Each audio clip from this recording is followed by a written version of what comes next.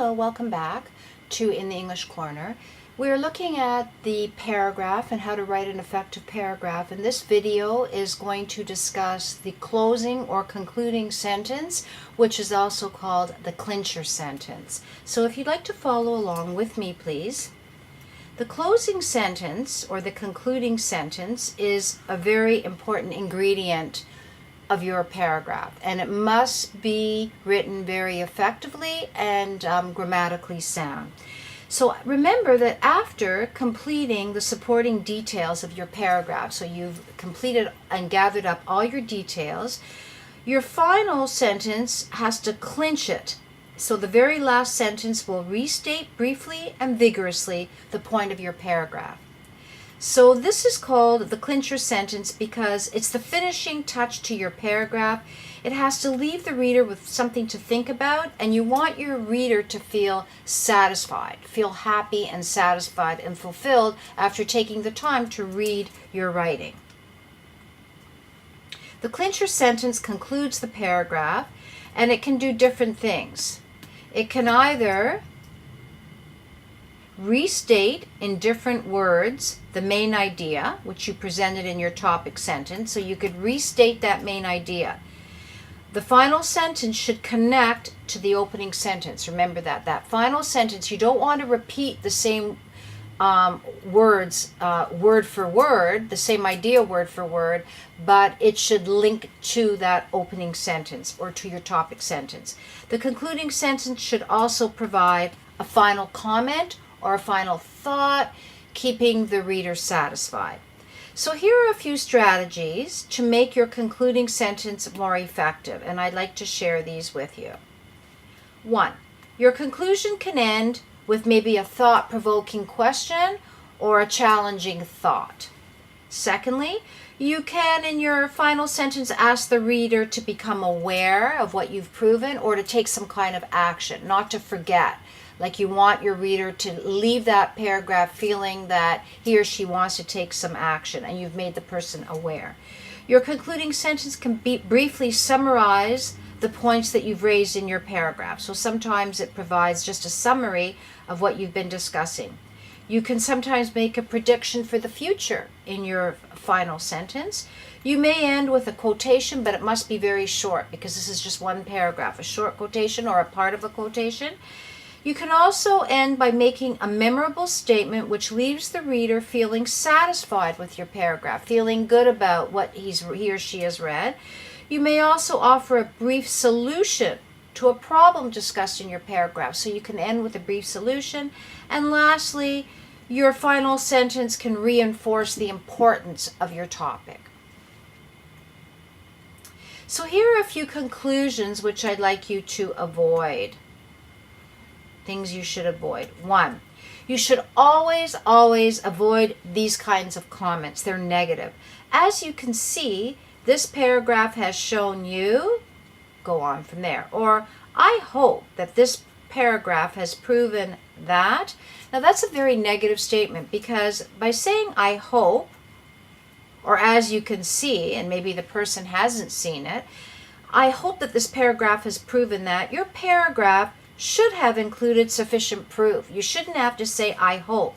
So this comment makes your paragraph and your whole argument seem weak. So if you think that you have not included sufficient proof, that you're uncertain, then you should rewrite the paragraph. You should reconsider what you've written. Another conclusion to avoid is avoid apologizing. So don't say comments like, even though I'm not an expert in this field, I hope or I think that. You don't need to say that you're not an expert. It's weakening your paragraph. Don't apologize. So that's negative. These comments demonstrate that you, the writer, that you lack confidence in your writing, and you just simply want to show your audience that you're strong, you're confident, you're knowledgeable. If you're not, don't choose that topic. Write about something else. Also, avoid rewording your introduction. Nothing is more boring than restating almost word for word what you said in your introduction. You can restate the idea, but change your wording around. Capture an interesting thought in your final sentence. That's what the clincher is. It's an interesting final thought. Another point to remember is do not change direction or add a whole new idea in your conclusion. That's not the purpose of your final sentence. You don't want to change your direction, and you certainly don't want to add a new supporting detail. And the last point, don't make a conclusion that is not reasonable based on the arguments and details you have presented. So you can't present all these details and then have a conclusion that doesn't flow from there and that's either not logical or not based on your argument. For example, if your paragraph is about why your boss is not effective, you shouldn't end your paragraph by saying all bosses have similar weaknesses, because that's a very sweeping statement and a generalization. Just deal with that one person that you've been discussing. Even if you've had 2 bosses or 3 over the years, you can't make a sweeping statement and say all bosses have similar weaknesses. That would be a very weak conclusion. Let's take a look at these examples. Here is a topic sentence.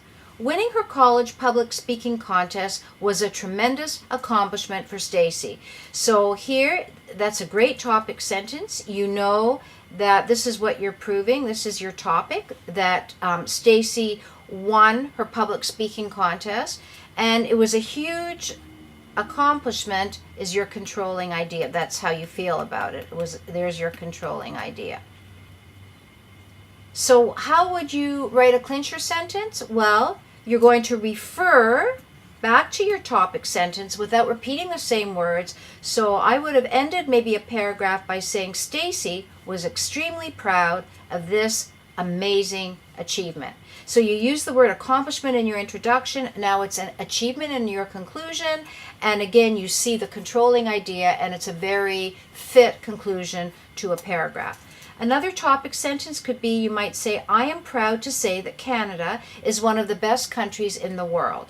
So it's clear what you're stating, and your point of view is clear, that Canada is one of the best countries in the world, and your point of view, your controlling ideas, you're really proud of that fact. So if, let's say, you started in your paragraph, you gave ideas as to prove why Canada is one of the best countries in the world, and here is your closing clincher sentence right over here. Not only is Canada a beautiful tourist site, it is also one of the most desirable places to live. So you're restating what you said in your introduction. You're also stating your point of view here, but you've changed the words around. But it's a good, positive feel to that final sentence, and it's a good clincher sentence. Now let's read this paragraph and take a close look at the concluding sentence and see if it is an effective concluding sentence. Keeping in mind all the points that we raised up here, right up here, that you shouldn't include negative comments like "as you can see" or "I hope that I've proven." You don't want to apologize and say, well, even though I'm not an expert in the field. You don't want to reword your introduction word for word. You want to change it. You want to have a clincher. You don't want to change direction at the end, and you don't want to make a sweeping statement, as in this comment, all bosses are weak or ineffective. So let's read this paragraph together. The benefits of a vegetarian diet. There are many health benefits to a vegetarian diet. Firstly, vegetarians tend to eat many grain products, fruits, and vegetables. This type of diet helps to lower cholesterol levels, control obesity, and prevent cardiovascular disease. A steady intake of whole grains, nuts, vegetables, fruit, and fiber may also offer plenty of protective plant chemicals, antioxidants, and fiber. This predominantly plant-based diet may lower your risk of cancer. Finally, by avoiding the consumption of animals, you are being kind to our planet by helping to preserve our natural resources and cutting down on pollution generated by animal agriculture. So why don't you become a vegetarian? Your planet, your body, and all the beautiful animals in the world will thank you for this decision. So here is your clincher, your closing sentence. Now let's take a close look right over here at why this is a good paragraph and why the clincher is effective. Well, if you take a look at the opening sentence, you're saying, here's your topic, there are many health benefits to a vegetarian diet. This is your topic sentence. This is what you should have proven. And you did a nice job in here. You have given 3 main reasons why a vegetarian diet is beneficial to one's health. Firstly, and you could see with these transition words, there's the first point, okay?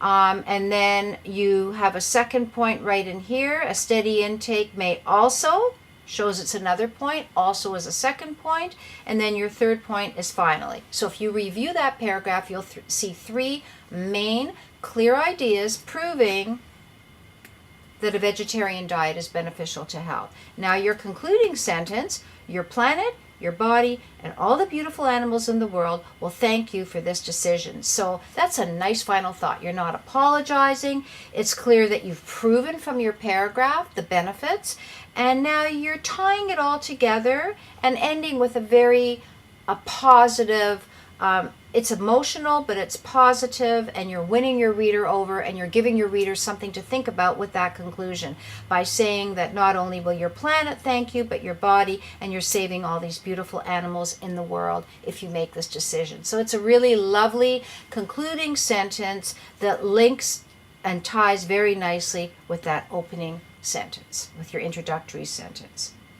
So here are some transition words and phrases which you can use for concluding, summarizing, or restating ideas, either in your paragraph, but preferably at the very end of your paragraph. So these are called transition words, and they help to conclude, to summarize, or restate, or indicate a final general statement. So they're good words you could use in your final sentence. Therefore, hence, in final conclusion, indeed, finally, as can be seen, generally speaking, in the final analysis, all things considered, lastly, as shown above, in the long run, given these points, as has been noted, in a word, for the most part, these are all expressions or transition words that you can use in your conclusion. After all, in fact, in summary, in conclusion, in short, in brief, in essence, you could say to summarize, altogether, overall, ordinarily, usually, by and large, to sum up, on the whole, in any event, in either case, all in all, or to conclude. All transition words that you can use in your conclusion. So to summarize what I've just taught you on writing concluding sentences, please follow with me with this summary. First of all, never end a paragraph without a concluding sentence or a clincher sentence. You have to have a conclusion. And you really need to spend as much time on your closing sentence, your clincher sentence, as on every other sentence in your paragraph, because you want to leave a lasting, memorable, and favorable impression on your reader. So please remember that every single sentence in your paragraph should be carefully constructed. If you're not happy with it, rework it or rewrite a new sentence, and that conclusion is crucial to for your reader to have a memorable feeling and positive thoughts about your paragraph and a good impression of your writing.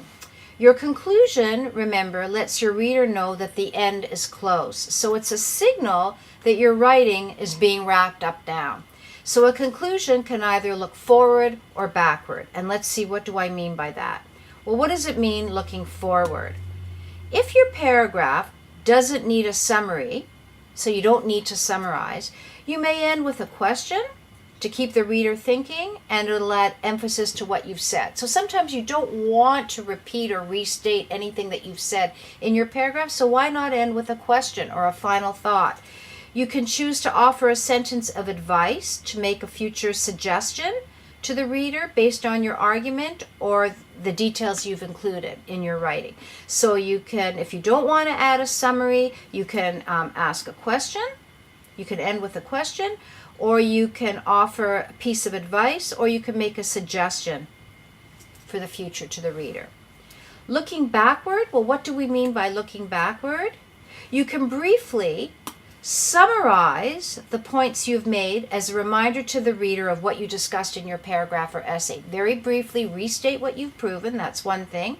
And it's common to make reference to your introduction in your conclusion so that the two are linked. So you're looking backward to what you said at the beginning. That's why it's called looking backward. And this will heighten your conclusion, and it can leave your reader with a clear, lasting impression because it's reinforced what your topic was. So as a final word to you, be sure that you are completely satisfied with the final sentence of your paragraph. And as I mentioned earlier, if you're not, you put your writing aside for a while and then go back and work on this extremely important closing sentence. And whether you're writing a business letter, whether you are writing an email, whether you're writing a paragraph or an essay for a course that you're taking, please review all these rules on writing and the importance of including an effective, concluding, final clincher sentence. Thank you. Bye-bye.